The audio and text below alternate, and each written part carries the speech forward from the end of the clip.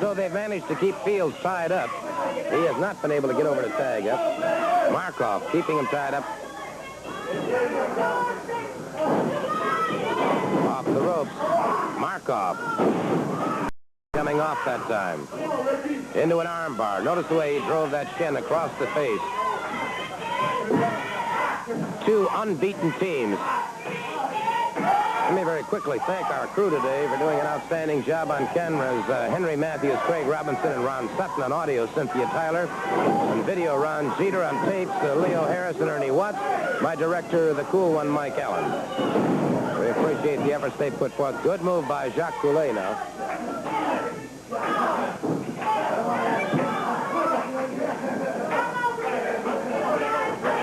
Keylock on that arm. And Fields trying to turn it to his own advantage. Fields somersaulting over, gets up, makes the tag with Buzz Sawyer. Good move. And Sawyer.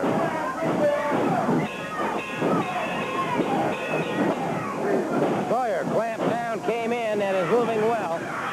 Our time limit has expired. Our time limit has expired. We've got a four-way free-for-all going now. So Ricky Fields and Buzz Sawyer still undefeated. So are Markov and Goulet. The time limit has expired, and now it is Goulet leaving the ring. Markov scooting out to the one side. And Ricky Fields and Buzz Sawyer acquitting themselves extremely well. Obviously a very disgruntled team of Sergeant Jacques Goulet and Chris Markov, who perhaps maybe came into that match a little bit overconfident. They certainly have the age and the experience, the time in the ring over the combination of Sawyer and Fields. You can see them moving in behind me. They're picking up their trophy. Defeat the champion! Yeah, well, you weren't able to defeat anyone today, gentlemen. They held you to a draw for the time remaining. I'll put it right up there, Gordon. I am sick and tired of people doing this to Tommy Rich. You know, he can't wrestle. He's hurt. He shouldn't be in the ring. But there ain't nothing wrong with me, and I've just got that television title, brother, and I'll put it right in the ring right now and put any one of those Heenan family right in there with me, and I'll put that belt up, and we'll wrestle for it right now. Wow, there you heard it. The television championship going on the line. Stan Hansen going up against, I think, I'm not sure, but it looked like it was Killer Carl Cox who took the challenge. Don't forget, we're going to be seeing Bret Hart. I won the belt. The people were there behind me, you know, and it was short-lived. You know, Mr. Heenan, he took the cigar. Cox took the cigar away from me and crammed it in my face. You're referring to what happened on TV here, then, aren't you? Yes, sir, Fred. That's exactly what I'm talking about. You know, last week I didn't get to come out. I'd just like to take now and show all the people that I'm here and I'm doing all right. We're glad you are, and just for the benefit of all the fans, let's show exactly what happened. Gordon's voice narrating exactly what happened when you were defending that belt. You'd been challenged by Heenan. You defended it right here on television. Here's what occurred at that time. Superstar. We've got total bedlam and chaos here in the ring. And it is Tommy Wildfire Rich pounding away, and now all of a sudden, Tommy Rich catches he's caught Bobby Heenan, and now wait a second. Killer Carl Cox has that light at the... Ooh, smashes it into the face. He caught him in the face with that cigar. Caught him in the face with that cigar. And I don't know how badly, but it appears to me that... Ole... All right, Tommy, there's exactly what happened. He caught you with a burning cigar right here on television after you'd won and defended your belt very well. Yes, sir. I don't know what Mr. Heenan or Mr. Cox either one had in their mind. But right here, there's the Georgia belt, Cox, Heenan. I got that, and you can't take it away from me. You stuck the cigar in my face, and I don't know if you thought that would run me out of Georgia or what you was going to do. But right now, you just listen to me, Cox and Heenan, because before it's all over, you know, you look at it. You look at it. You want to see it, brother. You look at it. Right there it is, Cox, Heenan, and I don't care where it's at. Atlanta, Georgia, Columbus, Georgia. But before it's all over, we're going to come together, and I'm going to get you back. If it takes me getting a cigar, a cigarette, or whatever it takes, Cox, Heenan, you know, and rumor is Harley Race might have a little something to do with it. But I don't care what it comes down to. I've got the Georgia belt now. And, you know, they thought they was going to run me out of Georgia, Freddie, but I'm still right here. My face is burnt, but it'll get well. but I won't forget, because when I get up in the mornings, Cox, I remember exactly who stuck the cigar in my face. So you think about it. You look at it right now, Cox, because right there it is.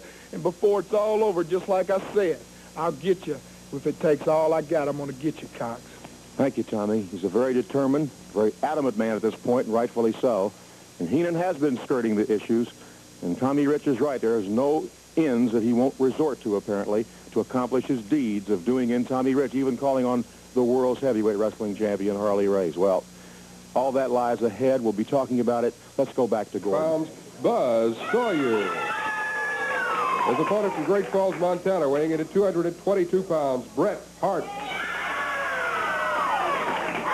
Bret Hart, a second-generation wrestler, comes from a large family. Fine sign of sportsmanship, both men shaking hands briefly before they move in against each other. One fall, 10-minute time limit.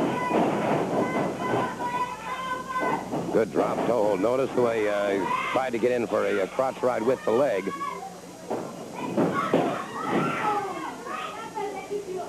And so it's Sawyer with the ride. Hart now in a 4-point position.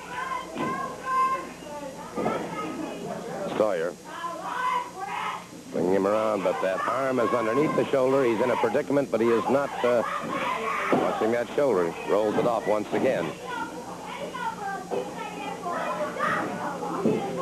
Both of these men exponents of the scientific methods of wrestling. Consequently, the referee should have a fairly easy time with a good hip lock slam. Sawyer moving into his man. Hart keeping the arm hooked. Good hip lock takedown once again. Again, Sawyer comes out of it before the count of 3. Hart now to go behind. Sawyer now. Bottom wrist lock, drop toe hold. Takedown on Hart.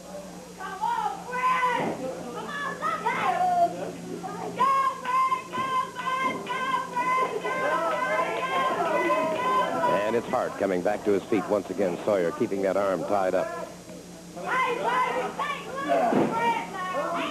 Sawyer keeping the pressure on. Another drop toe hold and things Hart partially blocked, however, only went down to one knee. Gets the side headlock on Buzz Sawyer.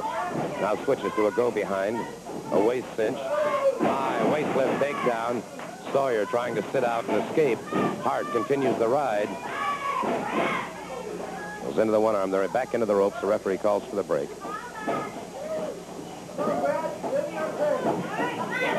So far, a very even match between these two. High hip toss. That one, he got it under his ribs all the way. Again, they lock up, collar and elbow. Good fireman carry by Buzz Sawyer. Takes Hart to the canvas. Dropped in nice and low that time. Brought him into the fireman carry.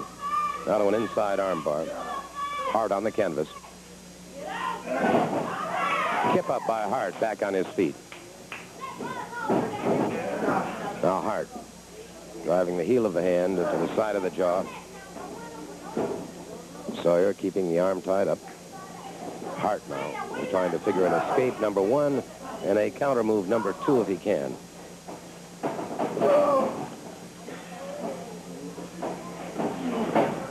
All right, Hart now moves in.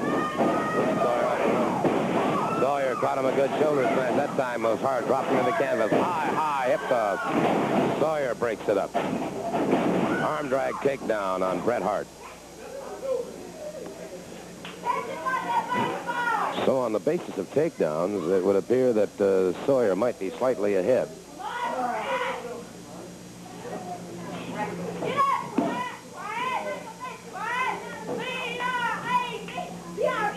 All right, it is Sawyer. The inside arm bar on Bret Hart. Hart, as I said, is from a large family. He has 2 other brothers who wrestle. Although Hart appears to be the outstanding member of the family. The rope once again, Sawyer comes off. Good shoulder smash, puts Hart to the canvas. Leapfrog by Sawyer. Flying drop kick. Well executed. Outstanding competition between these two.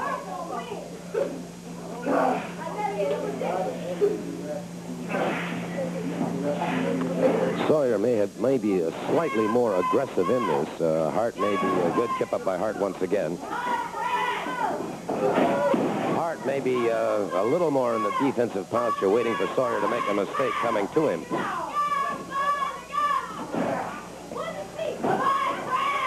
Rear chin lock by Hart now.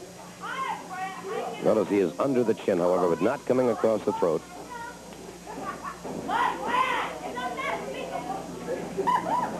It's Sawyer trying to get back to his feet now. Hart continues to keep the pressure on. Sawyer back to his feet. He's going to have to try and make his escape if he can. Be interesting to see what he attempts to do from that escape if he's able to escape. Sawyer now, tremendous effort here, trying to pull that forearm up and away from his head. Comes off, shoulder smash. Sawyer up and around his man, caught with a hip toss, and it is Sawyer back into the inside armbar. Hart back into his man, facing him once again.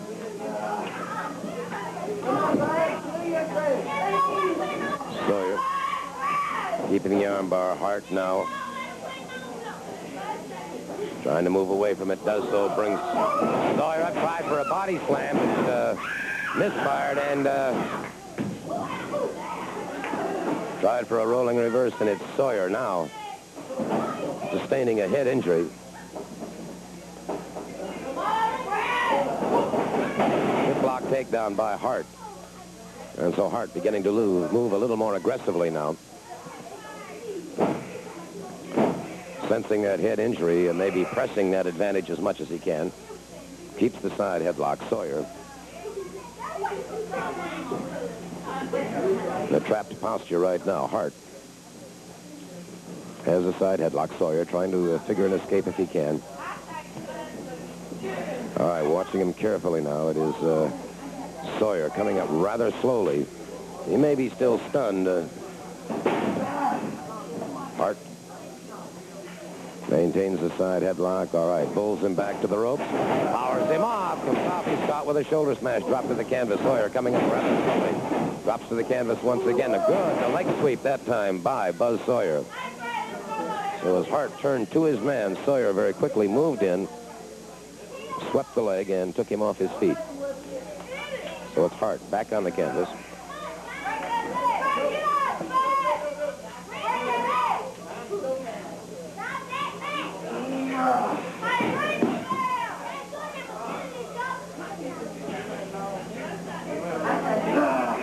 Sawyer keeping that leg imprisoned now. Hart with one shoulder on the canvas, but not much danger to the end at this point. Breaks it up. Hart again with a side headlock. So a hip lock takedown has Sawyer back to the canvas. So Hart, as I said, beginning to move a little more aggressively towards Sawyer now. Leaving the defensive posture and becoming more aggressive. Sawyer. Good move by Hart. Rolling reverse. Tried to get those shoulders down. Almost did it.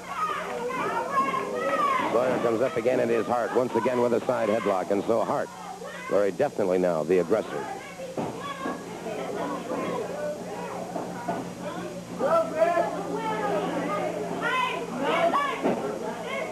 Hart, side headlock. Sawyer brings him up. Beautiful suplex, and that might be all she wrote, except that took its toll of Sawyer as well. The dual count is on. 3, 4. And it's Sawyer on his knees. Hart coming up even more slowly. He took the brunt of that. Hart comes off. Both men crashing into each other, coming off those ropes. The count is on. 5. And it's Sawyer and Hart. Both men trying for drop kicks at the same time. Neither man connecting.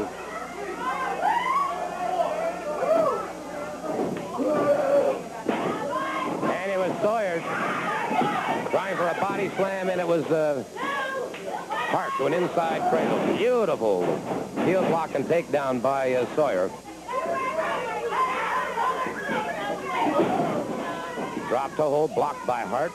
Into the ropes. The referee will be calling for the break. Outstanding competition between these two, and they're resorting to the basics once again. They're to go behind into the saddle, but it was broken up. Inside cradle. No, sir. Came out of it again. So both men now going for the pinfall. Tried for a body slam. It was blocked by Sawyer. Back into the ropes. The time limit has expired. The time limit has expired. Neither man able to score the pinfall. A fine display of sportsmanship. You see them congratulating each other. An outstanding match between them. And but neither man able to score the pinfall. And so the time limit has expired, and that match is a draw. Like I told you before, when they get up in the morning, I've already been awake, and when they go to bed, I'm still up. I'm thinking 24 hours a day. There is no wrestler, no human being alive that can match wits with me, or is as smart as me, or is as talented as I am. You know, I negotiate contracts 7 days a week. I'm on the phone with every promoter all over the world, all over the country. That is why I manage the best. That is why I am the best, because I stay on top of things. It's worth the game. A big, dumb hayseed farmer fell into my trap. I'm kind of even embarrassed. It was so easy. So easy. The big, dumb hayseed hick farmer fell into my trap, which really you shouldn't brag about it because it didn't take much to do it. I see. All right, well, thank you so very much, pretty boy Bobby Heenan, and here's the word for all of you. Match for the Georgia TV Championship. One fall with a TV time limit. Introducing first the challenger, Killer Carl Cox, accompanied by his manager, pretty boy Bobby Heenan. His opponent, weighing in at 320 pounds, the bad man from Borger, Texas, the Georgia TV champion, Stan the Lariat Hansen. Stan the Lariat Hansen putting the Georgia Television Championship on the line against Killer Carl Cox.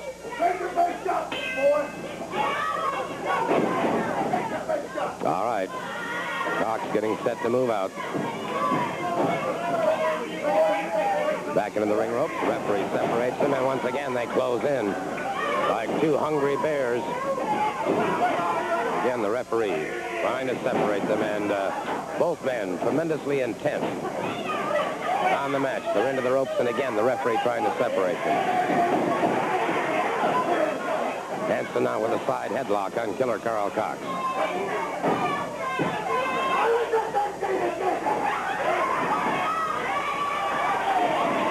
Now Cox, forearms into the ribcage of Stan Hansen. Hansen applying the pressure on that side headlock.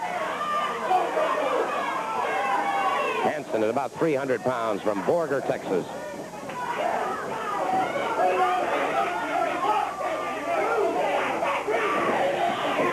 Good block by Hansen, back into a side headlock on Killer Carl Cox.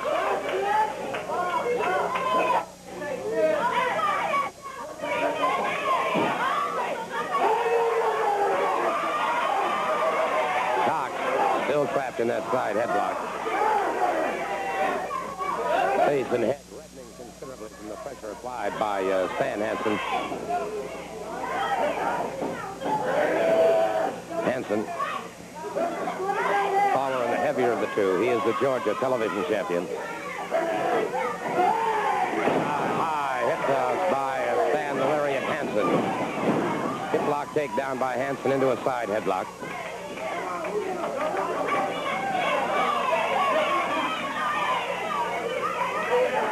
Referee watching carefully now. Bobby Heenan pacing back and forth and a look of consternation on his face.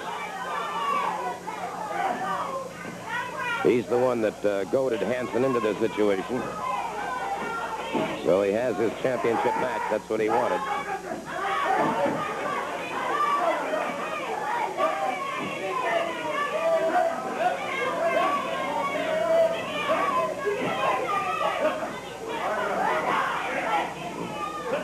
All right. Hansen. Got pressure on. Cox with a taped hand. Rolls them in. Tried for the pin. And Heenan complaining about a slow count, but that was not a slow count.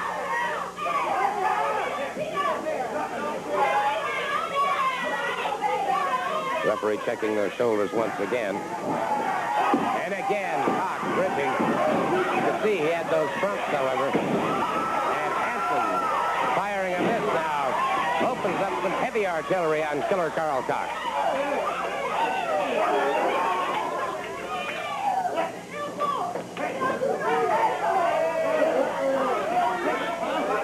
All right. Cox, now there you see Heenan. Obviously disgruntled over this turn of events thus far. Cox has not been able to garner that title.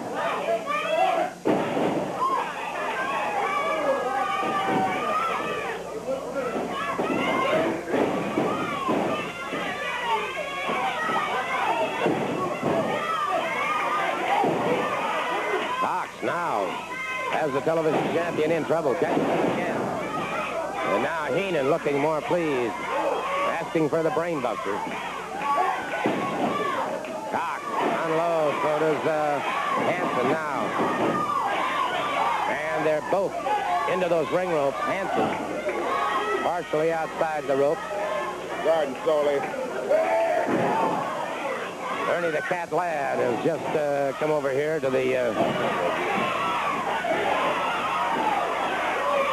All right, Ernie the Cat Ladd has joined me over here, and he wants to show us something here on television. Watch this. This is what I think of it. Wait a minute, now, isn't that Stan Hansen's hat?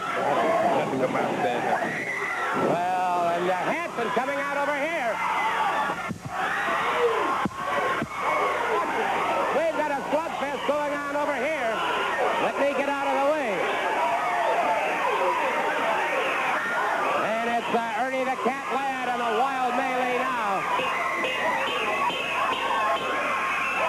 Hansen was counted out. Hansen was counted out of the ring. Hansen left the ring. He was counted out.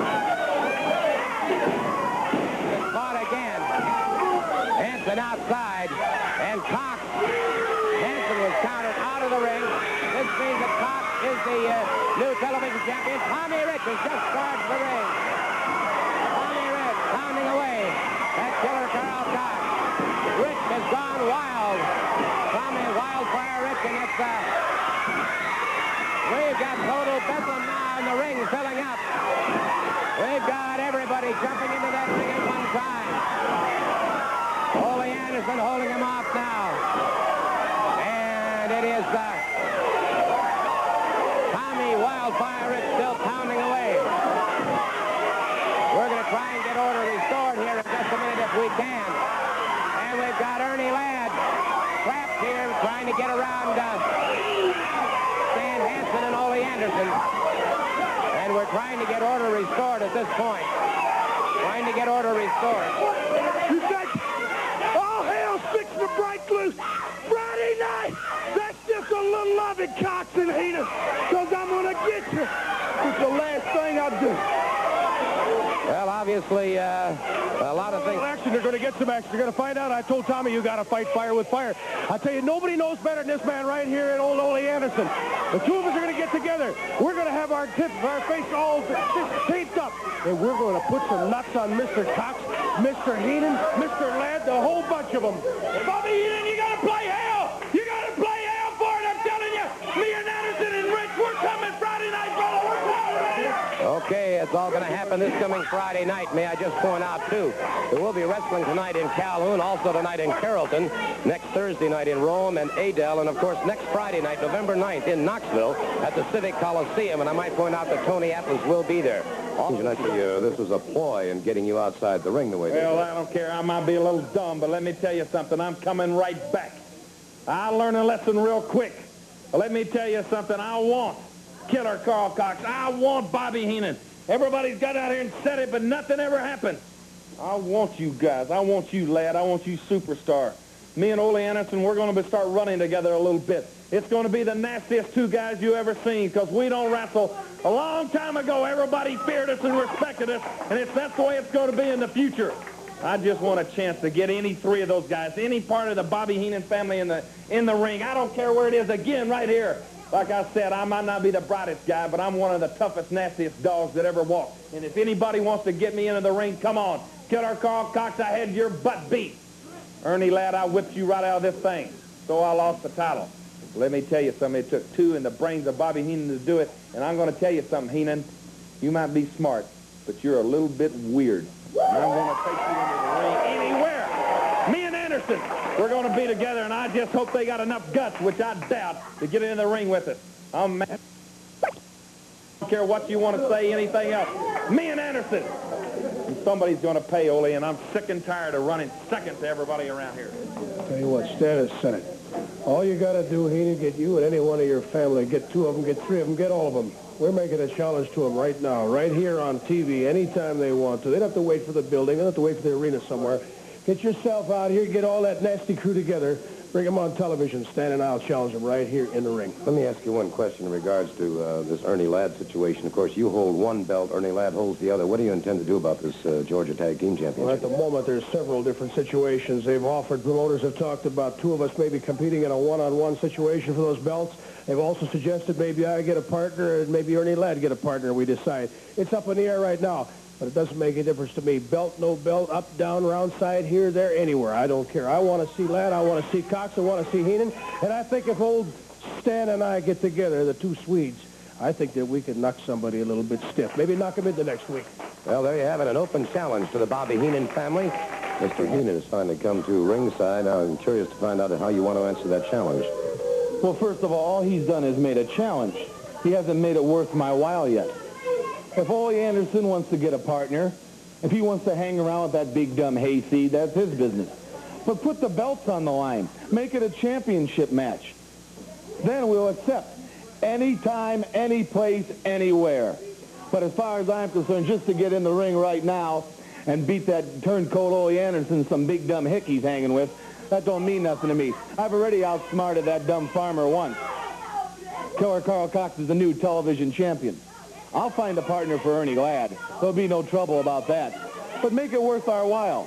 Let him come up with the belt. Make it important to me. But just to beat you and a dumb plowboy, no, don't waste my time. Indeed. Any comments? I don't have anything further to say. If Ole Anderson or Stan Hansen or Tommy Rich, if you want to do something, you step into the ring. Don't stand out here and badmouth. You've got to prove it to us right there in the ring. Remember, don't waste my time. All right, we'll talk to Tony, and very frankly, Tony, I'm surprised that you even tried to wrestle today.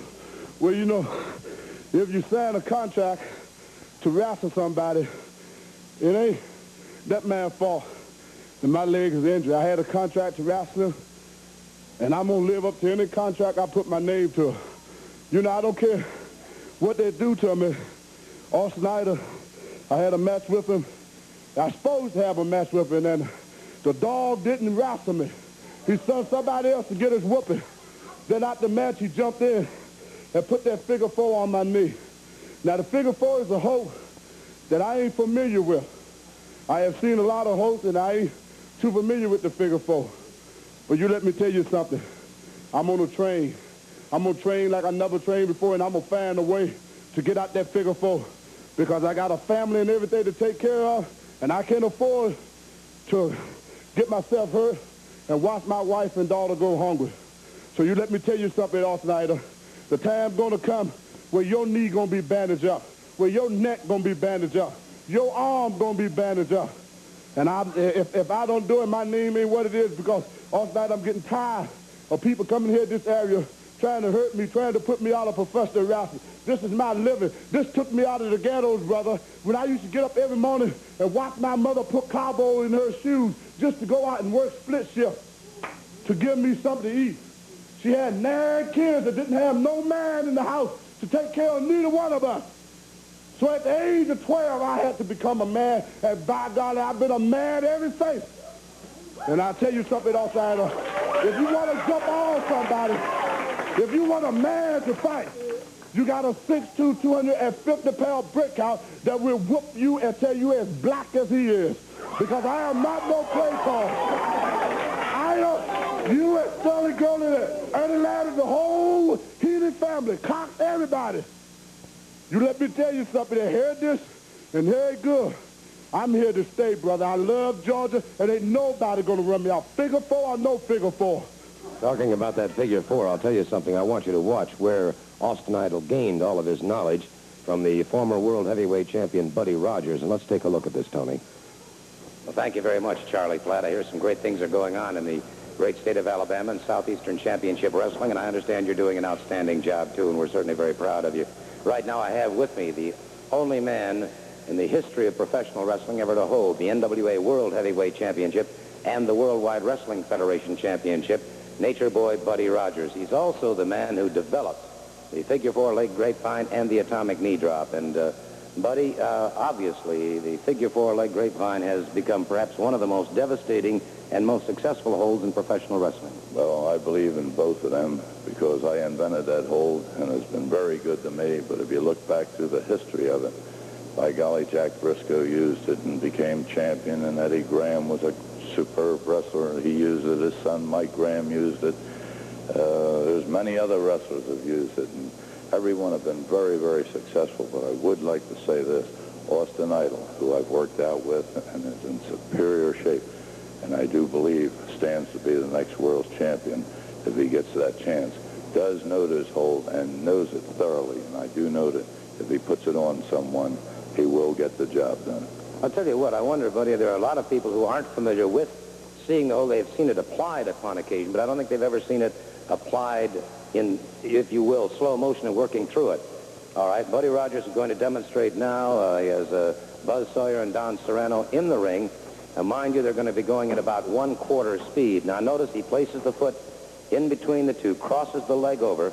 Sawyer then comes down on his back. Now, clamps over, and even without trying to put any pressure on, you could see the pain cross the face of Don Serrano, because once that is, you have 4 points of pressure.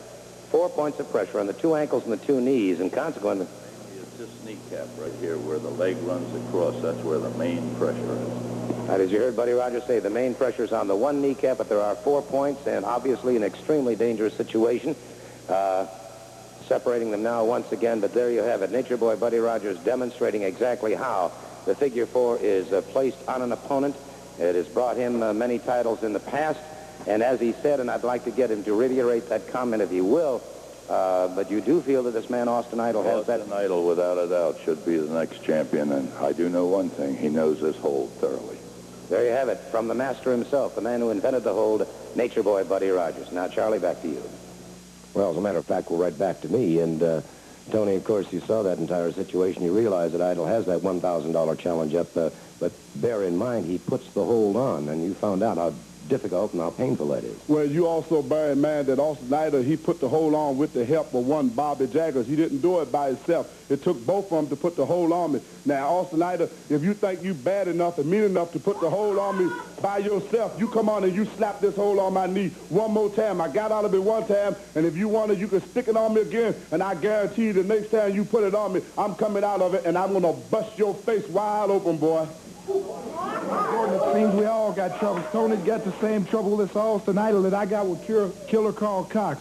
And, you know, Friday night, that's when it's all happening. Killer Carl Cox, Mr. Bobby Heenan, I'm going to go right through Cox, because then I got 5 minutes with you, Heenan. So that means I got everything on the line. The belt, it's all on the line. Friday night at the auditorium.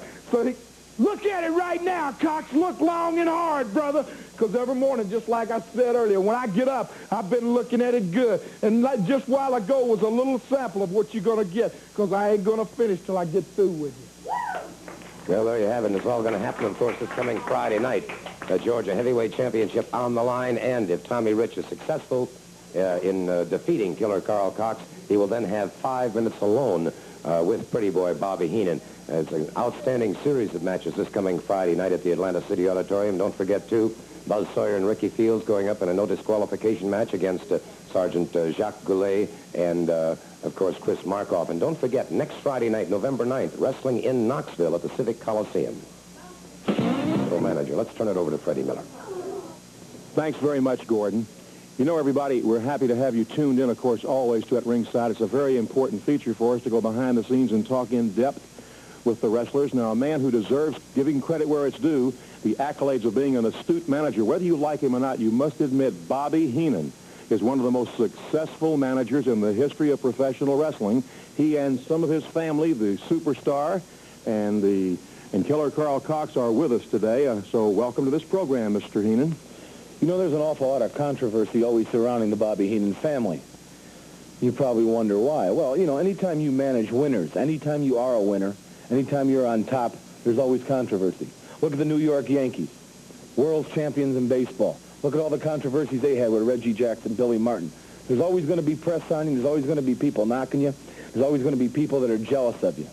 Now, you can take wrestlers like Tommy Rich, Stan Hansen, Ole Anderson, Bob Armstrong, Tony Atlas. I could go on and on and on. They're all jealous. They'd love to be members of the family. They'd love for me to call them and contact them to ask about joining the family. But first of all I manage is winners. I have no time for losers. I have no time for crybabies.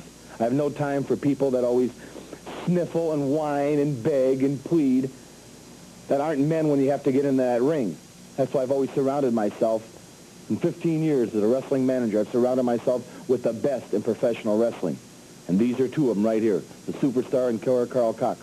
They are two of the best, and they are excellent in the ring. But I want to say this. There's been some rumors flying that you are maybe hiring some folks to make sure that several people of national prominence aren't going to get hurt, and you're going to have something to do with it. Well, I've heard that rumor, too. People have made accusations that maybe I'm the family's trying to wipe out a lot of people to keep them out of championship contention for the heavyweight championship of the world. But, you know, that's not really true. You know, I was nothing more than I would like than the Superstar Carl Cox or Blackjack Lanza or anybody I'm associated with to become the heavyweight champion of the world. But let's get down to the most important thing. Are the people that have to make lies. Now, I've never stood out here, neither has the Superstar Cox, and lied about one thing. I've always told the truth. I'm not a loudmouth. I'm not a big mouth. I've always prided myself on that. This man, when he first came here, he had a Cobra hold for $1,000. Anybody can break it. We had to raise the ante to $3,000. We still have $3,000. There are no takers. This man here, the Brainbuster hold. Dusty Rhodes, they picked him up with a blotter one night in the Atlanta City Auditorium and carried him out of the ring. Tommy Rich, everybody else has felt what the Brainbusters felt like. They've had pains in their heads for weeks, for months. I don't have to stand out here and keep bragging about these men. Their records prove it. I want to do something here, though, Mr. Heenan. Since you mentioned your men, I would like to show something of the Superstar and Killer Carl Cox in action. The voice of Gordon Solie describing just for a few seconds some of their moves, and let's see if we can pick that up right now. The Superstar and Killer Carl Cox. Rolled out of the way. Allen got his throat on that turnbuckle in the ropes. Cox crashes down across his chest. Count of three. And using it very effectively, forced Lynn Owen to Fever. Must be going on instinct alone at this point. Caught again. Over. It is all over. The Superstar continues to hold it. Bobby Heenan lighting his victory cigar, and there's his hand being raised in victory as a Superstar. Well, you know, I like that piece of tape because it shows that Killer Carl Cox can beat somebody without using the Brainbuster. Shows the Superstar can use other moves to pin people. That's why these men are champion. Now I'd like you to talk to the Superstar and Killer Carl Cox. All right. You know, as Mr. Heenan said, it's very, very lonely at the top. There's a lot of jealousy around here because there's a lot of people that want involved in our family. They look at our group and they know we're very close-knit. We can depend on each other. We can rely on each other. We don't have to worry about somebody sneaking up from the rear and attacking us from the back. Now, there's a lot of confusion around Georgia at the present time. Now, I must admit that I've got my goals set on some belts. Killer Carl Cox, he wants the belts back. And we've got some obstacles. We've got some hurdles to go over. I don't care who steps in the way. I don't care who it is, Ole Anderson, Tommy Rich, Stan Hansen, Muscle Man Tony Atlas. Put your carcass in the ring. Now, you fellows are standing out here and you're preaching, you're yelling, you're screaming. We're very, very calmly stating the fact. We're going to make some changes. We're going to hurt some people. We're going to do what the family does best. Go through people at all costs. Just put yourself in the way, and you're going to get hurt. Thank you, Superstar, Mr. Cox, and Mr. Heenan for being at ringside. Yes. Before 1980 rolls around, the Bobby Heenan family will own the television championship, the Georgia heavyweight championship, and the tag team championship before 1980. In the words of Gordon Solie, that remains to be seen. Let's go back to Gordon. Here's the one belt for the Georgia Tag Team Championship. Ernie Ladd's got the other one. We made a challenge, and we're going to stick with it. Heenan says he wants a match for these belts, and he'll accept a match between Hanson and I and Ernie Ladd and any partner that Heenan can get for him. Well, I'll tell you what. Stan and I talked about it. You get yourself together, Heenan. You get Ladd, you get a partner, because next week right here on TV, Stan and I will defend the Georgia Tag Team belts. Ernie, put your belt up. I'll put my belt up. And the best team walk out the winner right on TV. All right? Well, indeed. There's an offer that certainly Mr. Heenan cannot refuse. There's no question about that. I can feel very assured in my own mind that he'll accept that very quickly. Well, let me tell you, all the shenanigans that this dadgum Heenan has been pulling. Next week, you heard Ole, we're going to be right here together. We're going to be the team of the future. We're going to come in there next week right here on television. Nobody's going to pull the wool. Nobody's going to trick us. Nobody's going to do nothing except have to get in the ring right here on television for the world to see and beat us for this belt right here. You know what's going to be interesting about that is the first thing that they've got to go through is the Atlanta City Auditorium. The first thing they're going to have to do is get by that brass knuckles match. Friday night, when we go into that Atlanta City Auditorium, we're going to have our hands all taped up. And Ernie Ladd, you're great at pounding people in the head with a shoe. Bobby Heenan's great at coming up behind him maybe with a cigar. Superstar Cox, they're all a bunch of bums. They're all doing those things. Well, Stan and I have done them a lot longer, and we did it a lot better. Friday night, we get down to Atlanta City Auditorium. We're going to have our hands all taped up. And Ernie, I can't wait. You get your shoe off. In fact, I'll even help you take your shoe off. And when you do, I'll whack it right back across your nose, break you in about 14 pieces. You're 6'9" now, but when we get done, he's going to be about 3 feet tall and a little bit of ball down there in that auditorium. You know, if you stomp all the manure out of somebody, Ernie Ladd's going to be about that tall. Brass knucks, anything goes. We're going to tape our fists, bring stuff in there. We're going to give you all a beating. That's why we're going to be confident next Saturday on TV. We're going to put those belts up because there ain't going to be nothing left of you. We'll find out Friday night at the Atlanta City.